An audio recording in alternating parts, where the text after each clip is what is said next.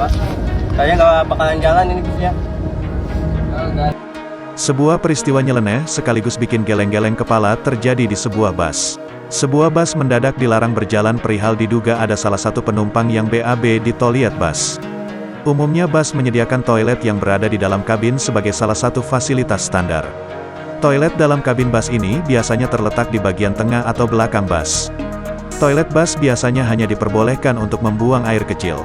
Bahkan tak sedikit bus yang memberikan peringatan dilarang buang air besar saat menggunakan toilet bus. Namun, tak berlaku bagi penumpang bus satu ini. Seorang penumpang yang tak diketahui identitasnya ini buang air besar di toilet bus.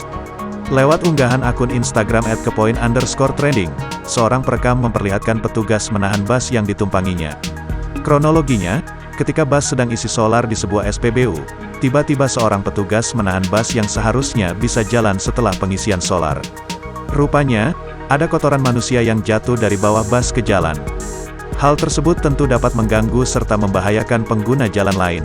Oleh karena itu bagi penumpang yang hendak buang air besar saat sedang di dalam kabin bus, bisa segera meminta pengemudi untuk berhenti di SPBU atau rest area terdekat. Namun saat ditanya, para penumpang yang buang air besar ini tidak ada yang mau mengaku sehingga menyulitkan satpam yang bertugas. Sang perekam sendiri baru mengetahui informasi perihal larangan membuang air besar di toilet bus. Dilansir dari video TikTok yang diunggah akun @wendy_not_wendy, karena tidak ada yang mengaku, semua penumpang dikenai denda sebesar Rp250.000. Sontak video tersebut pun berhasil mengocok perut warganet hingga ramai memberikan beragam komentar. Aku deh, daripada kita jalan begini.